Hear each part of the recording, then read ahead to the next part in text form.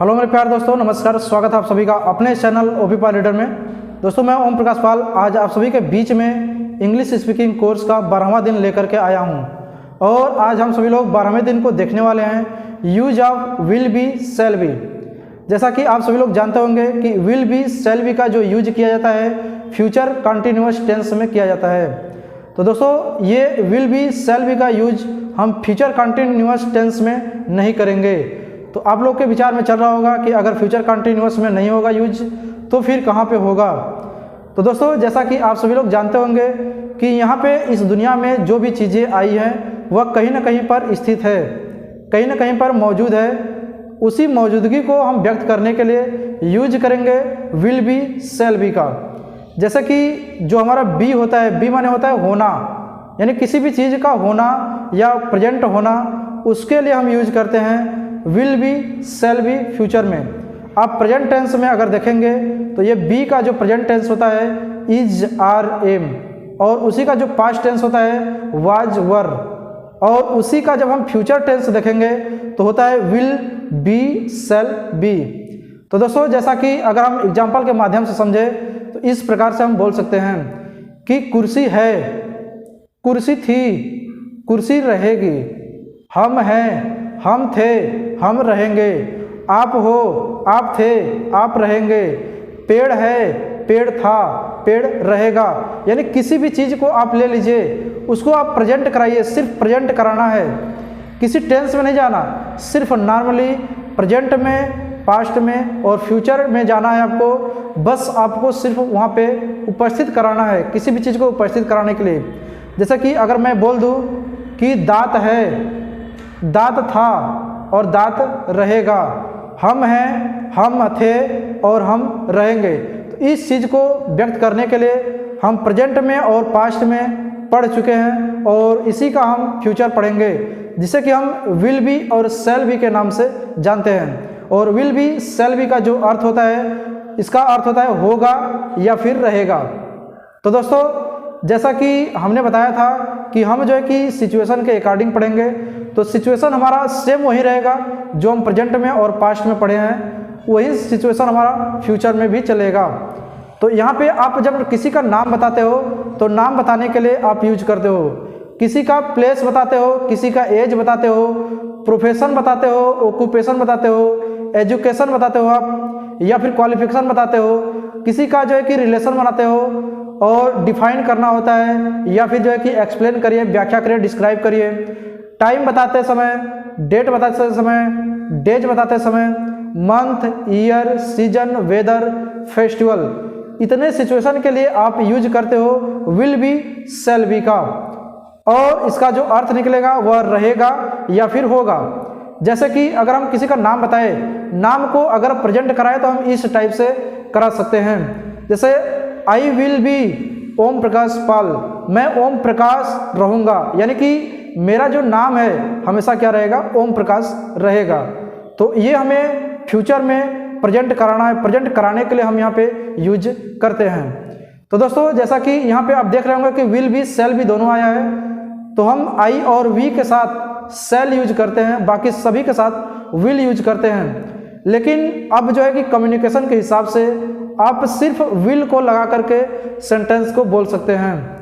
Will यानी कि सिर्फ और सिर्फ विल यूज करेंगे। जो शैल है, शैल का यूज पुराना हो चुका है, ओल्ड हो चुका है। तो आप अगर शैल नहीं बोल पा रहे हैं, अगर विल बोल रहे हैं, तो भी आपका सेंटेंस सही माना जाएगा। और इसके कुछ पार्टिकुलर जो है कि यूज हैं शैल के, जिससे कि मैं जब मॉडल पढ़ाऊंगा तब बताऊंगा कि इसके क्या पार्टिकुलर यूज हैं। तो फिलहाल आप चाहे विल बोलिए चाहे शैल बोलिए, आपका सेंटेंस बिल्कुल सही होगा। जैसे कि I will be Ramesh, you will be Suresh, you will be there, आप ऐसे भी बोल सकते हैं, यू विल बी देयर, आप वहाँ रहेंगे, आप वहाँ होंगे, we will be in the school, इस टाइप से। तो हम पहले नाम के लिए प्रैक्टिस करेंगे, we will be Ramesh and Suresh, we will be Om Prakash Pal, he will be Suresh, she will be Radha, वह राधा होगी या फिर वह राधा रहेगी, इस टाइप से आप बोल सकते हैं। अगर एज हमें बताना हो तो एज के बताने के लिए हम यूज करते हैं I will B 29 years old, I will B 10, I will B 15, इस टाइप से आप बोल सकते हैं। प्लेस बताना हो, he will be from Farada, he will be from Chakliyan, he will be from Kudaran, इस टाइप से आप यूज कर सकते हैं। अब उसके बाद जो है कि प्रोफेशन या ऑक्यूपेशन बताना हो तब यूज करेंगे। ही will B farmer, he will B soldier, he will B teacher, you will B student, यानी कि आप स्टूडेंट रहेंगे या फिर आप स्टूडेंट होंगे, यानी कि फ्यूचर के लिए आपको बताना है उपस्थिति। मैं टीचर रहूँगा, वे लोग किसान रहेंगे, हम लोग जो है कि किसान रहेंगे, वे सभी लोग सोल्जर रहेंगे, इस टाइप से। और एजुकेशन बताना हो, you will be post graduate, you will be in 12th, you will be in 10th, you will be matriculations, इस टाइप से आप यूज कर सकते हैं। इसके बाद दोस्तों आप रिलेशन जब बताते हो, आई will be your uncle, you will be my teachers, you will be my friend, इस टाइप से आप बोल सकते हैं रिलेशन। अब इसके बाद दोस्तों आता है आपका टाइम, एक्सप्लेनेशन। तो जो एक्सप्लेन होता है, जो डिफाइन होता है, जो डिस्क्राइब होता है, इसको बोलने के लिए हम इस टाइप से यूज करते हैं। I will be good, I will be nice, I will be beautiful, I will be handsome, I will be tall, I will be intelligent, I will be clever, I will be nice, इस type से आप बोल सकते हैं। और दोस्तों इसके बाद जो है कि आप टाइम जब यूज करते हैं, टाइम बताने के लिए यूज कर सकते हैं। It will be 10 o'clock, it will be 2 hours, यानी कि 2 घंटा हो गया होगा या 2 घंटा रहेगा, इस टाइप से आप बोल सकते हैं। तो दोस्तों अब हम चलते हैं आगे। डेट बताने के लिए it will be 22 September, it will be 14 अगस्त, इस टाइप से आप बोल सकते हैं।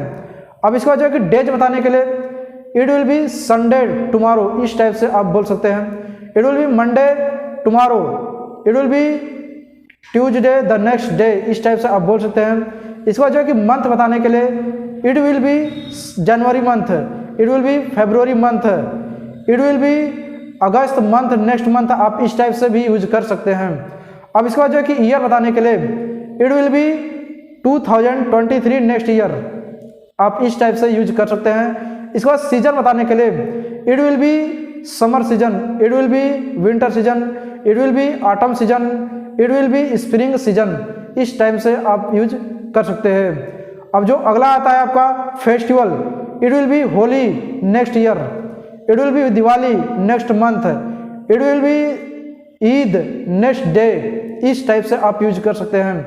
तो दोस्तों ये रहा आपका विल बी, शैल बी का अर्थ, यानी कि इसका अर्थ होता है उपस्थित कराने के लिए होगा या फिर रहेगा के रूप में।